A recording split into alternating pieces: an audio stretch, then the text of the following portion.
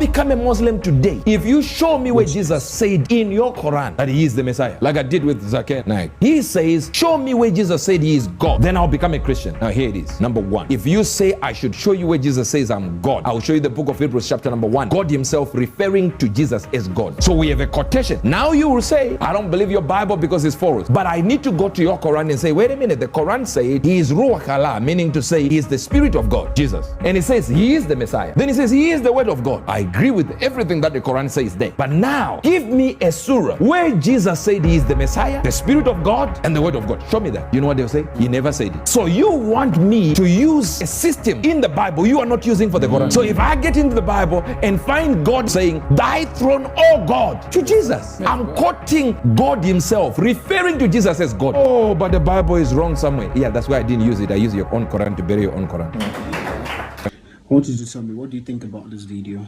right? Tell me.